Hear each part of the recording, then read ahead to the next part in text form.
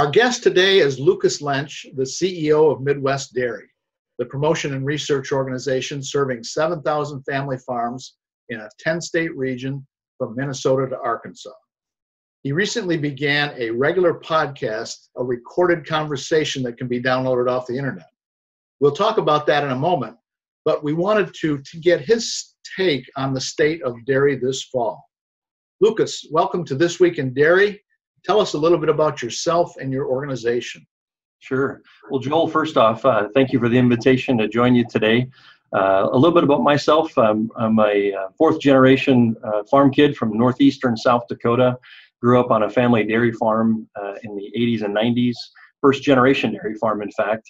Studied dairy science at South Dakota State University, and then pursued a career in ice cream early on, which led then to an entrepreneurial opportunity back home in South Dakota to continue to stay connected to the dairy foods community. I worked with companies that were doing executive placement and allowed me to understand from coast to coast the needs and the dynamic manufacturing capacity that we have here in the country. About 10 years ago, though, I had a chance to switch it up and get involved in state government and learning about how my home state of South Dakota was run. And that led to an opportunity to work in the Department of Agriculture as the Director of Ag Development, and then later on as Secretary of Agriculture prior to coming to this from the state of South Dakota to Midwest Dairy. So a great background of service. And in the backdrop of that was also a chance to wear the uniform in service to our country, something as a young enlisted soldier going on to become a commissioned officer. It taught me a great deal about our country and the fact that we sure can't take anything that we have here in this country for granted. Even on this day as we record this, we have a great election going on, and the fact that a free society can gather and find those people that represent their values to lift up and run this country. It's an honor to have served in uniform to protect the very things that we celebrate on a day like today. Lucas, thank you for your service, and very well stated for sure. To business here for a moment, we all see the discouraging downward trend in fluid milk sales.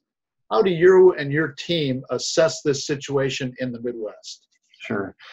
Well, one of the things that farmers saw the value in a number of years ago, back in the mid-'80s, was an understanding that if we didn't do something to promote dairy, consumption could be on a continued downward trend. And fluid milk sales is really a 40-year trend in terms of a declining consumption. But the great news, since the 1980s, we have seen continued reinvestment in promotion, research, and education, and the solids per capita has only increased year over year over year since that time. So while we understand that the fluid milk component has had a lot of downward pressure on it over the years, there are bright spots. And one of those bright spots that I'm very proud of is that of whole milk. We know that today consumers are coming back to whole milk because of the nutritious value, but the fact that the science around fat has finally been reconciled, and we now know that our early childhood brain development is directly linked to great milk fat, and having milk fat in the milk is not something that we should apologize for, but rally around, because that's what leads to great early childhood brain development. And that kind of information for the dairy community is welcomed information. And we also know that in our schools, the fact that 1% flavored milk is now back in by way of rule of USDA, we know that creates opportunity. So downward trends, there's a tremendous amount of pressure in the marketplace, as you can see by just walking into a grocery store.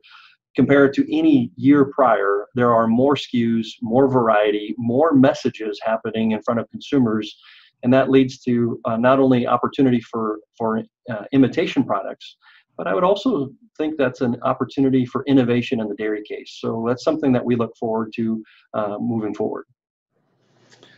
And I think you just addressed the issue of the plant-based beverages that we've heard so much about here in the past number of months. Getting past the bogus research of dairy fat seems like another great opportunity for us. You know, clearly when we look at what is happening in the marketplace, Joel, we know that consumers are very conflicted. In fact, the Dairy Promotion, Dairy Management Incorporated Milk Processors Education Program, or Milk PEP, the states and regions like Midwest Dairy across the country, we are fully aligned together to address this. Because when you think about the messaging that's coming at consumers, they're very conflicted because of even deceptive marketing practices that brands have chosen to pursue. And, statements like this milk is antibiotic free. And I know, and all of our dairy farmers know, all milk is antibiotic free. But when you put a declarative statement like that, or something that is a free from claim, it really misleads or dupes a consumer into thinking something else is not true, or one product has fewer antibiotics in it than something else. And the answer to that is, we all know all milk is antibiotic free. That's just one case in point as we look to the future, to really call out deceptive marketing practices for what they are. And while we're focused on promotion, research, and education, companies like the National Milk Producers Federation and Peel Back the Label are really doing a phenomenal job of helping debunk some of those labeling myths that are in the food industry. Speaking of consumer attitudes and consumer knowledge base, you organized a meeting earlier this fall with some of your dairy farmers and a group of consumers. Tell us how that went, some of the takeaways there. Well, I have to take hats off to the dairy farmer leadership of Midwest Dairy. They really put a challenge to us as the executive team and the staff of Midwest Dairy to look to the future and say, what is it that we need to do differently to align ourselves with where consumers are at? And that really came as the early work to creating the Dairy Experience Forum that just took place this last year in July here in the Minneapolis-St. Paul area. And we opened that conversation up with 6 panelists that really were representative of what we called conflicted health seekers. And they didn't necessarily understand that they were in front of a dairy audience. They just knew there was a live consumer panel, and they were just answering free-flowing questions from our moderator. And it really gave us a peek behind the curtain, if you will, around what consumers are thinking, why they're thinking it, and what opportunities there are for whether it's a farmer from an on-farm practice or to that of a processor in what they're, and even that of marketing, what they're saying on the label to retail and food service and how they're positioning dairy for consumers. And one thing's for sure, our eyes were opened and we knew that conflicted health seekers were out there. But if you think about it, we in agriculture tend to talk to those of us who are in agriculture. We have our own community that we talk amongst each other in. And this was really a chance for us to get outside of our comfort zone, address and listen to the conversations that real consumers are having, and giving us a chance to listen first. Because if a vision of Midwest Dairy by farmer leadership is to bring dairy to life, we do that by way of being committed to giving consumers an excellent dairy experience. And on that journey, that continuum, if you will, is to be listening very closely to what consumers are thinking, and then relating that back to how we in the farming and the supply chain of dairy can react to that. And so I thought it was an excellent first-year forum. In fact, I would just share with you, it went so well that even our counterparts from over in the state of Wisconsin have agreed to join us next year for the Dairy Experience Forum. So Midwest Dairy and Dairy Farmers of Wisconsin are going to co-host that event next summer, and we're really looking forward to that, July 16th through the 18th. So mark your calendar. That's great. And we heard a little bit about some of your participants listening to your first and second podcasts, and when you talked about that. Tell us about the podcast and how it's going, who you want to reach, and how it's helping you communicate with perhaps consumers and farmers. Yeah, so the Dairy Experience Forum led to an idea of, if we're going to be joining consumers in a conversation about dairy and dairy foods, and not necessarily talking at them, but joining them in a conversation wherever they're at, we decided that one of the mechanisms to start to do that was Dairy on the Air, which is kind of a play on words, but it's a chance for our dairy farmers. In some of the cases, we've featured dairy farmers as a part of the conversation, but also joining consumers and thinking differently. And most recently, our third podcast, we were down in Kansas City, where we had an evening where we brought in food influencers, about 30 bloggers, writers, Instagram professionals that are foodies by all intents and purposes to sit in a room, enjoy a dairy-based menu, but also do that with dairy farmers speaking about on-the-farm practices and cow care and cow comfort and the things that they look to in the world of sustainability. Because we know that it's not just a word to our farmers that make up Midwest Dairy. It's a calling. It's a commitment that isn't just in today's milk check, but it's a legacy of leadership of generations of farmers working year over year to hand it forward to the next generation. That's true sustainability. So really connecting the farmer values to that of our influencers was really important. Loren Lane was one of our featured guests, and happy to plug her, as she has 12,000 Instagram followers.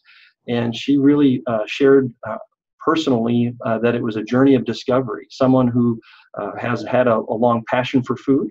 But it was really interesting to me as a moderator of the conversation to sit back and ask the questions and let farmers and consumers have a direct conversation. And so Dairy on the Air is meant to convene the supply chain, whether it's from a farmer perspective or all the way through to a consumer perspective. We want to be having that open-ended and big question conversation and not shy away from the realities of the marketplace, not shy away from the challenges of the farm, but have real dialogue with real people about a real industry that makes up the dairy community. How will folks be able to find your podcast? We'll wrap up if you can just tell us about your website and also where the podcast is available. You bet. Well, of course, MidwestDairy.com is a great place to find the podcast. You can also go on your iPhone and under iTunes, look it up. So Dairy on the Air is available for download, and we've got 3 podcasts out there, and they run about 20 to 30 minutes in length. And if you're curious about where consumers are, and if you're curious about how farmers are addressing consumers' issues or needs, it's a great place to listen in.